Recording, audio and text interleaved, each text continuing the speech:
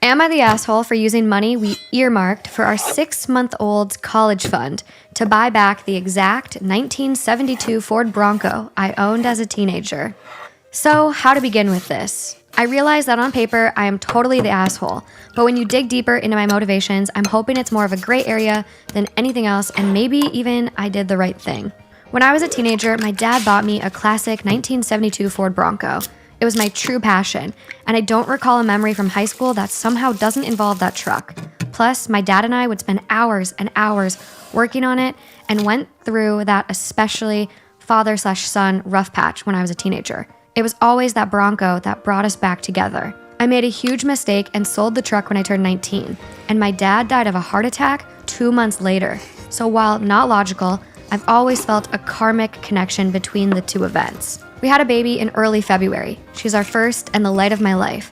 My wife is doing well, but she's back at work and she's realized that she hates all the daycares we've tried and really wants to be a stay-at-home mom. And plus, she's still very hormonal from delivery, lack of sleep, and breastfeeding, so she's having a rough time and is angry a lot. I guess I need to say this. 2 weeks ago, I was driving through our town's warehouse district and I saw a Bronco that was pretty beat up but resembled mine. I stopped just for nostalgia's sake, and the owner came out and let me take a look inside. My dad and I had glued a wheat penny under the dash as a sort of security measure. So I just sort of checked, and goddamn if it wasn't my Bronco. I asked him if he'd ever consider selling it. He said, actually, someone was on I-25 as we spoke from Colorado to buy it for $21,000. I freaked out and asked him if I could buy it right then and there for $23,000. He said if I could come up with the cash, yes. I had been procrastinating setting up a 529, so I had $12,000 in savings that my wife's parents had given us. I maxed out my credit card to Venmo, and my mom brought down a check for $4,000, and I fucking drove away in my old car. It was like a dream come true. Like a literal dream come true. It needs a lot of work I can't afford right now, but it's mine. Like in my driveway mine. Again, I can't even describe what a joy this is. My wife and her parents are furious with me. They feel I was deceptive, that a, quote, real man would have sacrificed anything and everything so my wife could be a stay-at-home mom with his kids, and that setting aside the money they gave us for a college fund was what it was intended for. My point is, my daughter is only 6 months old. We have 18 years to set up a college fund for her, but this Bronco means everything to me, and if I wouldn't have acted, it would have been gone forever. Now, it can be the same connection between me and my kids. To me, it's the literal meaning of happiness. Like I said on paper, asshole. Whole story, gray area. Am I the asshole for not picking up my kids because my wife brought a dildo into my house? Throwaway because my 32 male, wife, 29 female, and I both frequent Reddit, and I don't want to be in the doghouse more than I am. My wife and I have been married for 7 years and have 2 children together, who are boys 4 and 2. On the 14th, my wife went out shopping, and I assumed it was just normal Christmas shopping, since it's getting to that time of year. She was gone several hours, and the boys were at my mother's house for a few hours, as she lives pretty close. I was planning to go pick them up around dinner time, so I was relaxing until then. I had the day off, and my wife has been a stay-at-home mom since our oldest was born. When she got home from the mall, I asked what she had gotten and walked over to look through the bags with her. In one of the bags, I saw a dildo, and I can't explain why, but it made me mad. I just didn't want that around my kids. It feels really inappropriate, and if they found it, what then? I told her she had to take it back to the store, and she said they had a no-return policy. I said it wasn't even opened, and to at least try, but she wouldn't budge. So I put my foot down and told her that as long as that thing was in the house, our sons would be staying at their grandma's. She thought I was kidding, but I said I was dead serious. She said she'd leave to go get them herself, but I said I'd throw it away while she was out doing that if she did. Then my wife said she wasn't speaking to me until I go get the boys, and she told me to grow up. Now she's giving me the cold shoulder. I think she's the one who has to grow up if she thinks it's appropriate to have a dildo with kids around. I'm firm on this. My mother agrees with me, and the kids have a room there, so they're doing fine. So, am I the asshole? My 27 female girlfriend of 2 years won't forgive me for cheating on my ex-fiancé, 28 female. But I'm 28 male at a loss. So I know the sub often quotes, once a cheater, always a cheater. I agree and disagree at the same time. I cheated on my ex-fiancé when I was 24. I had recently found out after my mother passed that she was not actually my mother, but my grandmother. My junkie sister who overdosed when I was 15 was actually my bio mom. My fiancé at the time, Alma, told me that I needed to get over it because there was nothing I could do.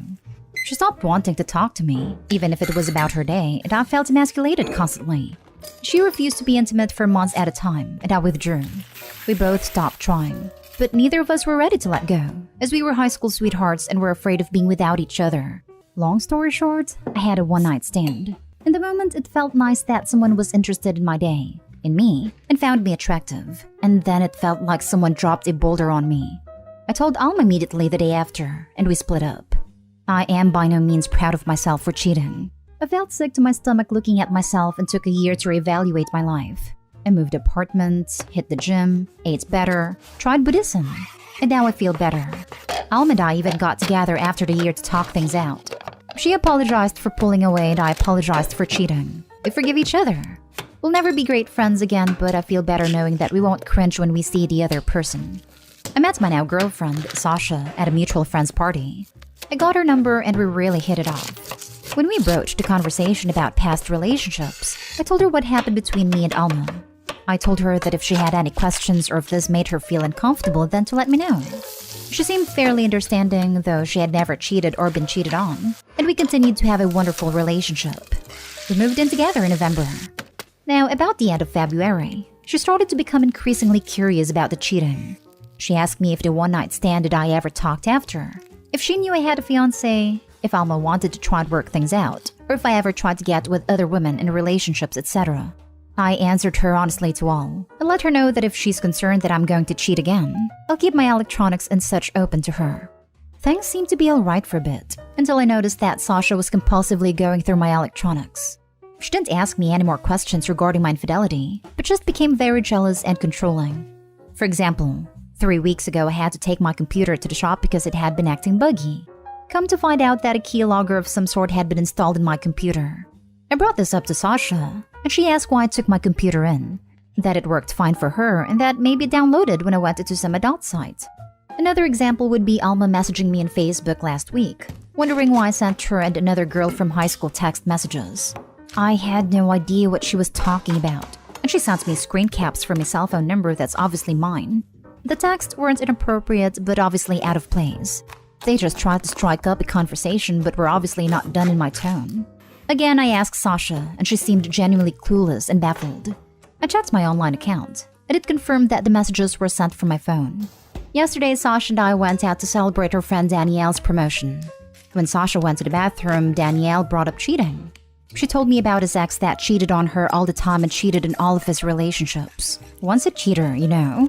I told her that for some people that's true, but I think once a cheater should be reflective of the relationship that someone cheated in. I always know Alma will see me as a cheater. I can't take that away, but I never want to cheat again. I never want to step into a relationship and be treated like a cheater. I explained this to Danielle without referencing my past infidelity.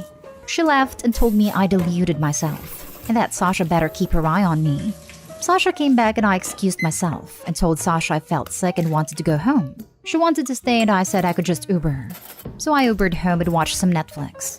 Sasha came home a little tipsy and began to slyly ask if I came home immediately, or if I detoured. I asked her why she was being so distrustful, as I felt that the was open to her and had not given her a reason to not believe me. She went silent then excused herself to go to bed. When I joined her, she was on her laptop slamming the shut down. Everything I feel I can't help alleviate any worries and change. Evidently best to be a better person than he was in his place. I'm at a loss and don't know if this is a normal reaction when you date someone who wants to cheat. Is this worth salvaging with Sasha, or should I just cut it now?